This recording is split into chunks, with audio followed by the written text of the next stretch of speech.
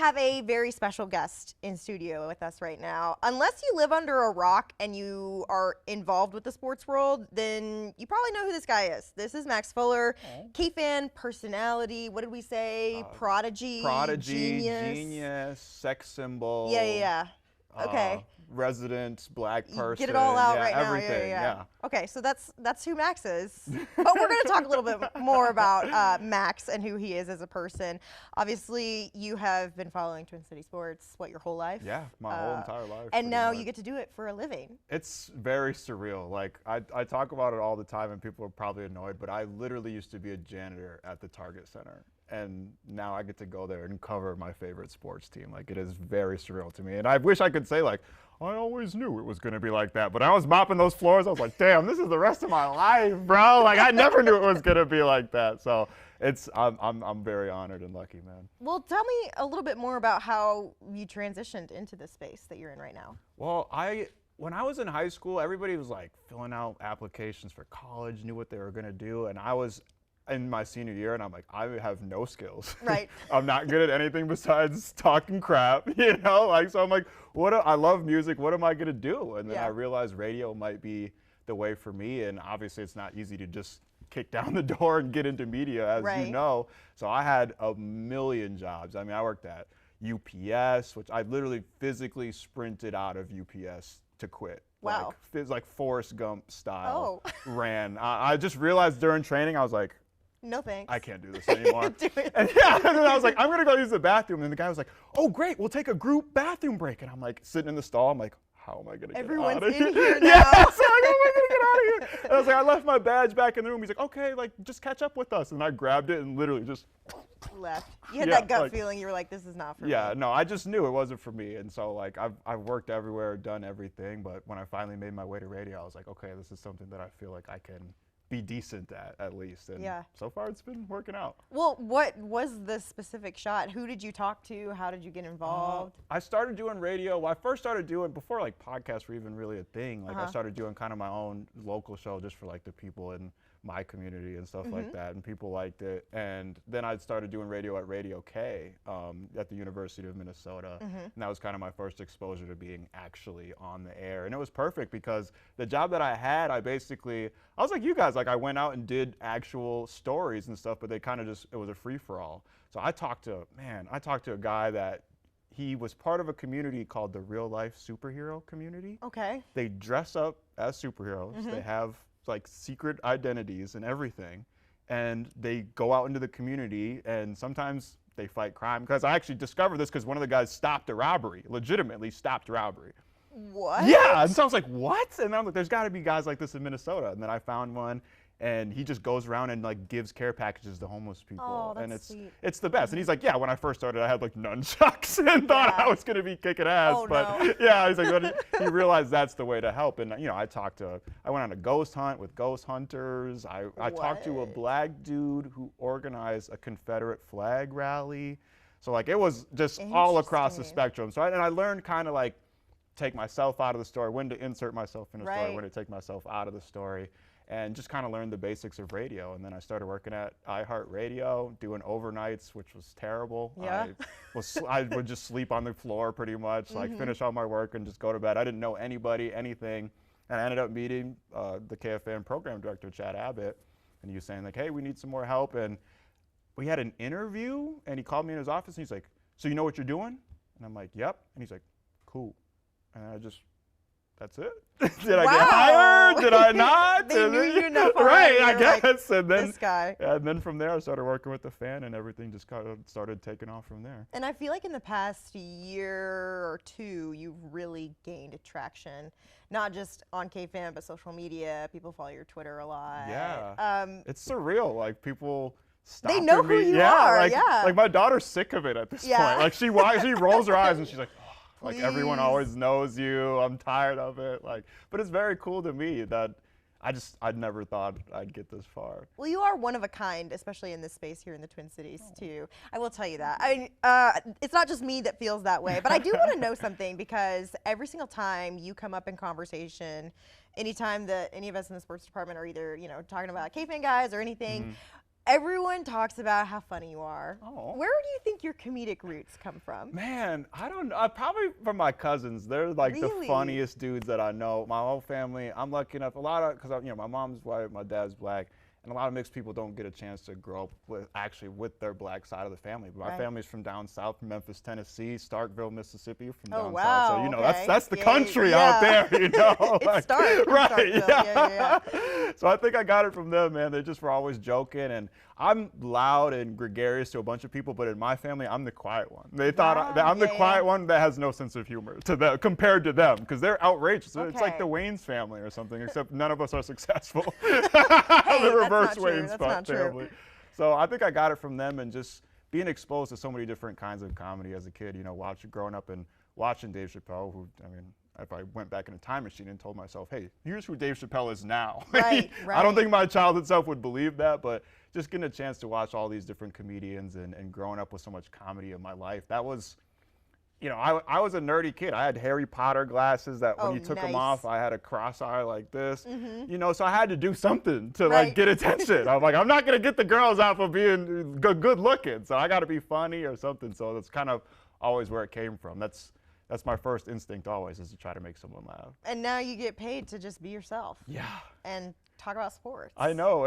I literally can't believe it, but I don't know what else I would be doing. Right. I feel the same way. Right. People will always ask and they'll say, so what would you do if you weren't doing this? And it's like, that is such a good question. Yeah, it's like, I'll get back to you Hopefully on we that. never have to find out Right, what we're let's not doing dig deeper into without. that. Yeah. Right. I totally get it. I understand that. And like we were talking about before we started recording, is being at CARE, they let us kind of be Yeah. ourselves whenever we are out doing things or covering things, And or we're in that's super studio. important, and I got to give credit to Chad Abbott and everybody at KFN for just letting me be me. Because when I worked at Radio K, I remember I got called into the office one time, and they said, quote, I don't want to tell you to not be black on the air, but. And so Oh, I was no. like, well, I don't know how to not be black. Right. I That's am, me. it's part of me. But just in general, they tried to put me into this box so much, and the fan just let me do my thing and be myself, and they have awesome. faith in me, and that's awesome. So Well, and it's working, clearly. I hope. There you go. All right, when we come back, we are going to talk about the Timberwolves. Yes. Of course, we have to talk Got about the to. Wolves. There's so much to talk about. And also the ownership. That'll be a little bit later on. But we've got all that and more coming up next.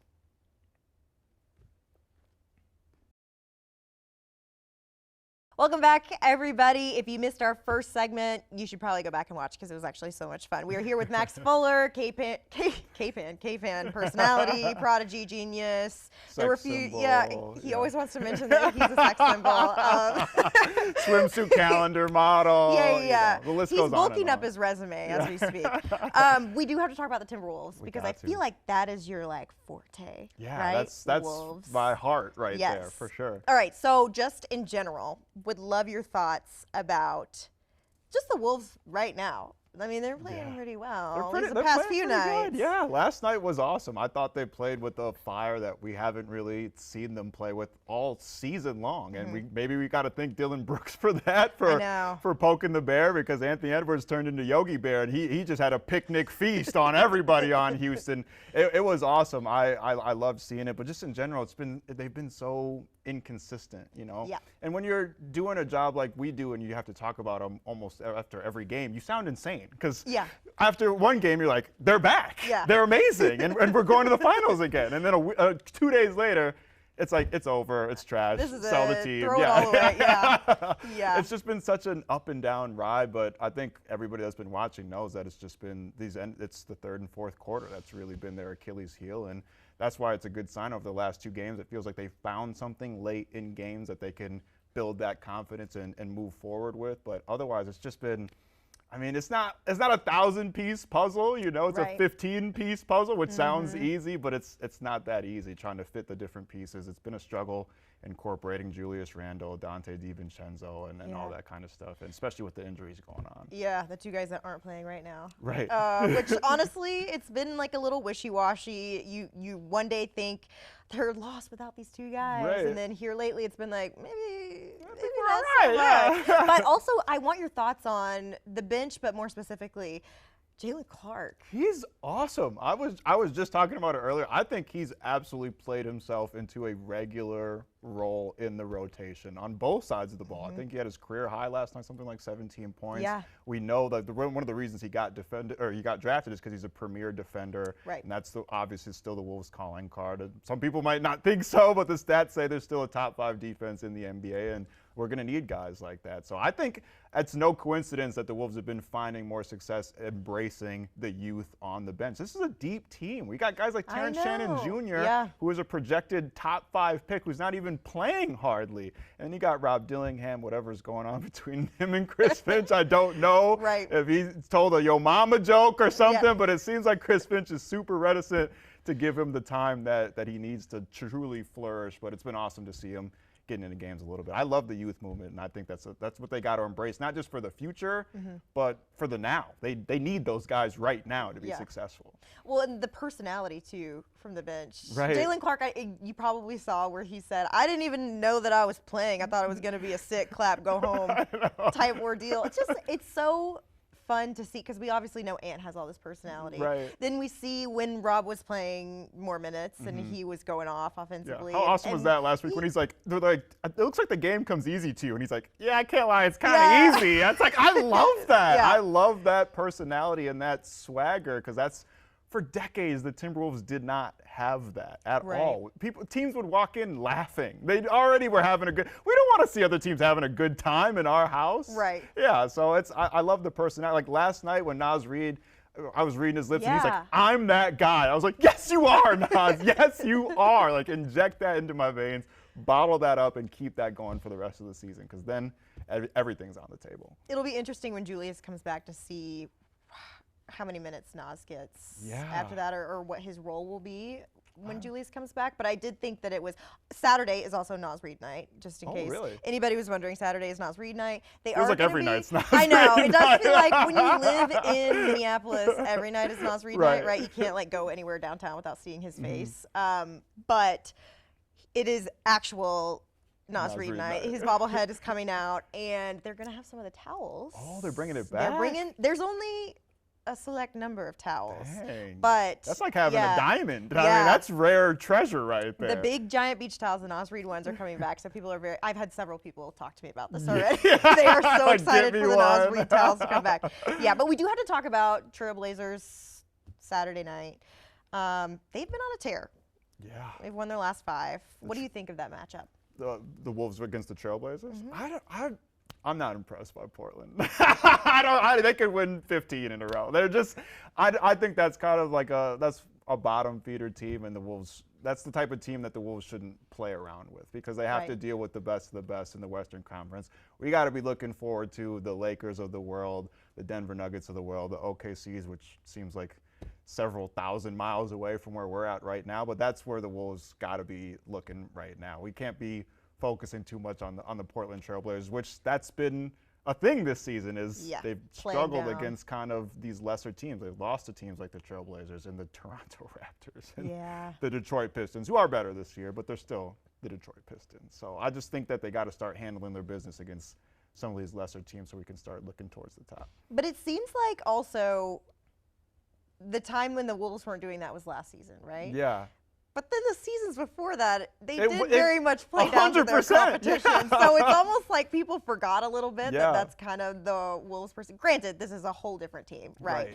But it seems to be a trend. For sure. Unless they're just like playing lights out. It's like that new year, new me thing, and then by February, you're the same old you. Yeah, and you're like, oh.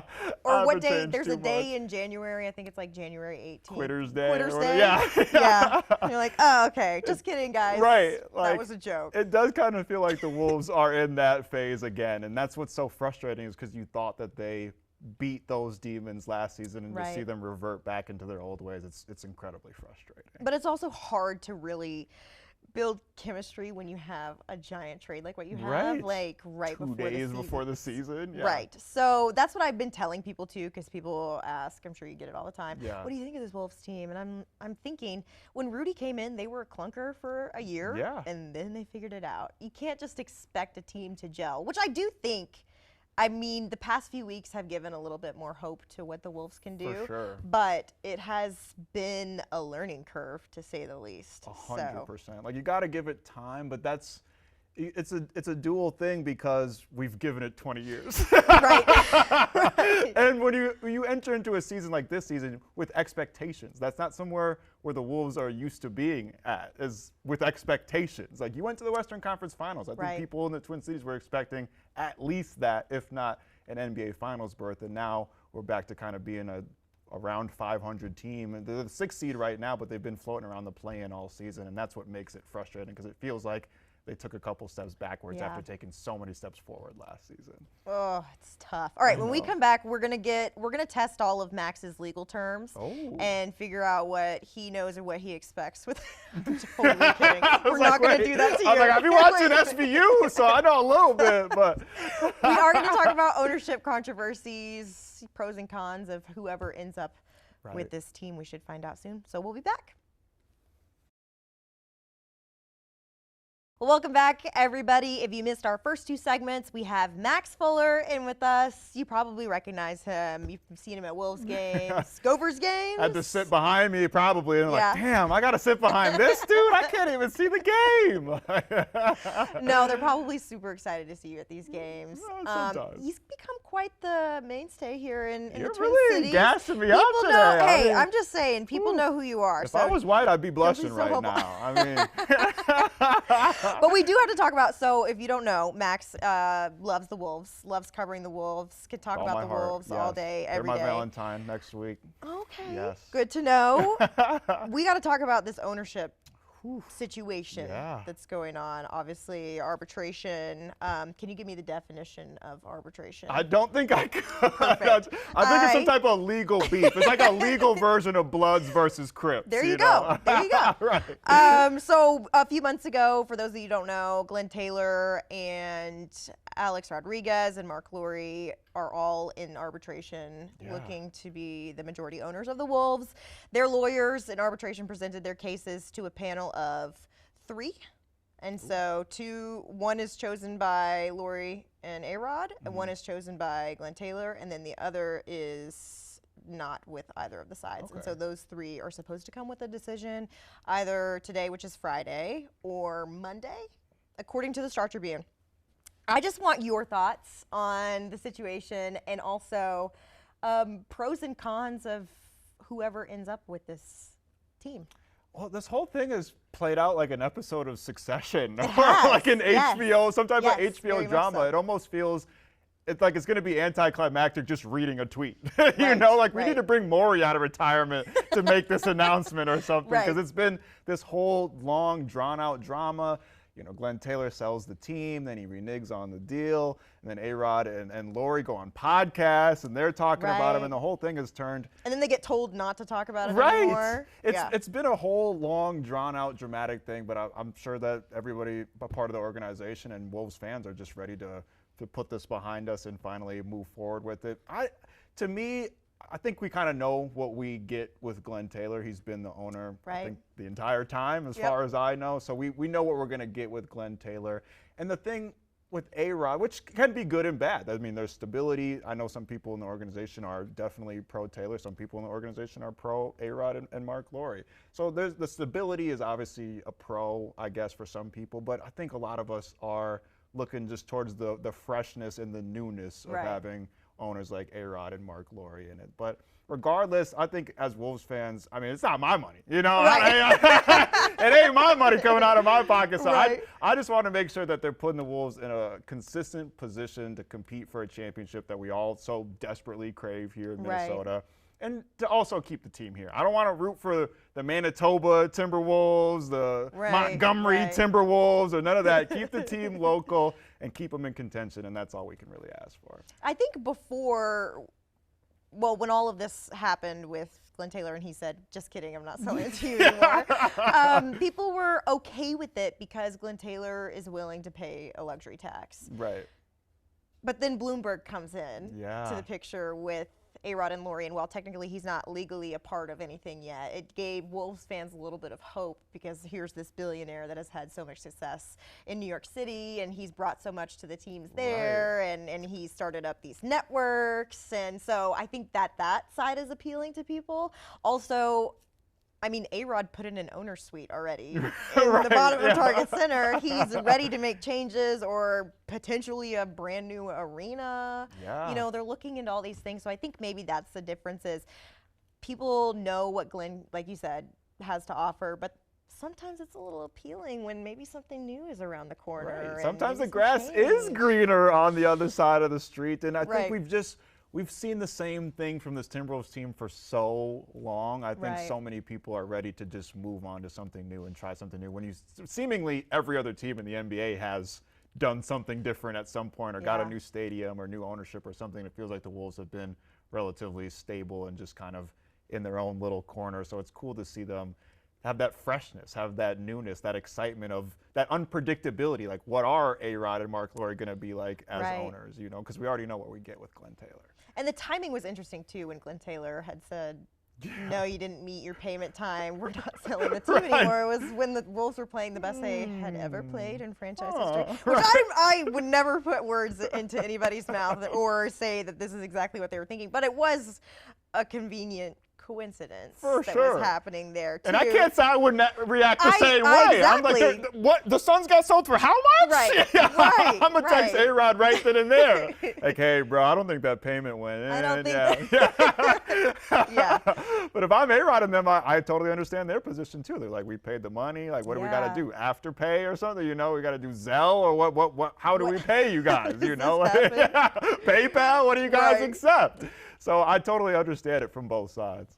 We were actually having this conversation last night before we left the sports office. Reggie, our sports director, had posed the question of when players are fined, how do they pay these fines? What do they, because the teams are paying them, or is it taken out of their paycheck by the league? Does the league have access to their paycheck? And I just found the perfect meme for it. And it said, I said Adam Silver to Anthony Edwards after a random post-game interview on a Thursday night. And it said, I don't know what's going on, but someone needs to cash at me $40,000 right now.